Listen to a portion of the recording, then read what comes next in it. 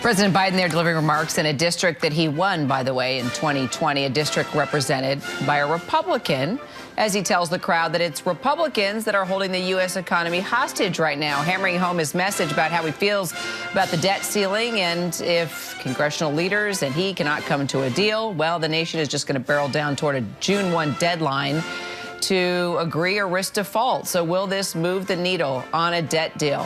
For more, let's bring in ABC News' Jay O'Brien. Jay, Speaker Kevin McCarthy still doesn't like Biden's budget, nor the suggested cuts either. So here we are at a stalemate. What's next?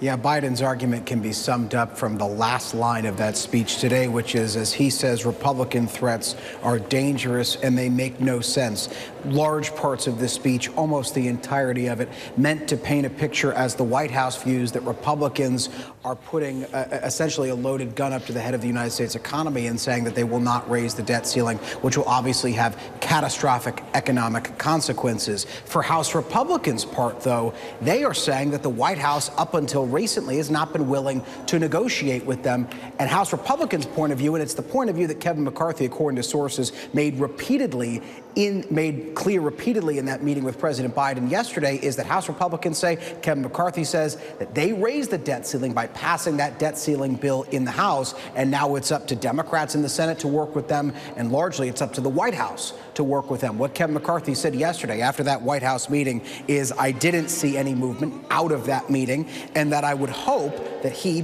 being the president, will be willing to negotiate over the next 2 weeks, trying to paint the White House as previously being unwilling to negotiate and now opening those doors and negotiation ongoing. We know that Speaker McCarthy, President Biden will meet again at the end of this week. We also know that the various staffs of the various principals here are negotiating right now in the background over the debt ceiling. But if there's any meaningful movement, we haven't seen anything yet. And the clock is ticking here because, as you know, Kira, that X date is fast approaching, estimated to be as early as the beginning of June.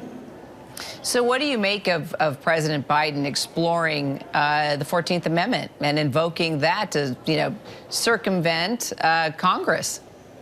Well, the question is, how far is he willing to go on that front? We saw the president make a brief mention of that last night, as you said, willing to explore that option. We saw House Republicans, Kevin McCarthy, push back strongly, saying that that is not something that's an option. Another thing that we're seeing both sides dance around the possibility of exploring is a brief extension, a temporary extension of the debt ceiling to allow these negotiations to play out further.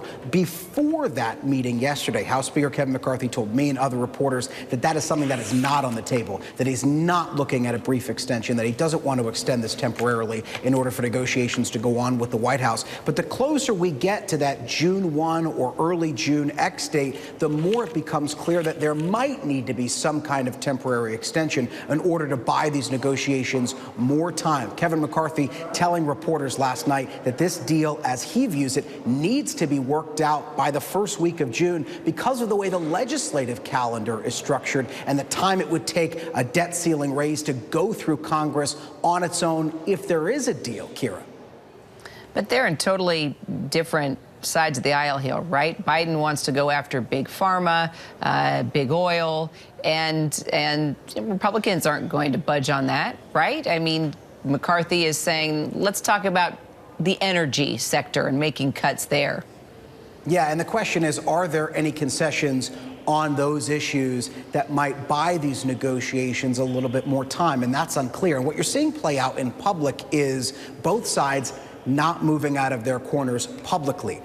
Almost the entirety of that speech that you just watched the president give was him reiterating his point of view on all this, which is that the raising of the debt ceiling is non-negotiable, that it is something the United States economy needs, and that default is not an option, and therefore House Republicans should work to raise the debt ceiling without anything attached, without any other spending cuts. The other side of this, you've consistently heard from House Republicans who say they have raised the debt ceiling. They passed that legislation that, in their view, raised the debt ceiling ceiling and lobs those massive spending cuts as well. So no one moving out of their corners publicly. Privately, we do know that the staffs of these lawmakers are still working things out. I and other reporters spoke with House Minority Leader Hakeem Jeffries, who was in that meeting with the president last night. He says he believes that is a positive sign that staff is still in talks and still looking at finer details here. But publicly, certainly, we have not seen anything that shows that there is significant momentum on either side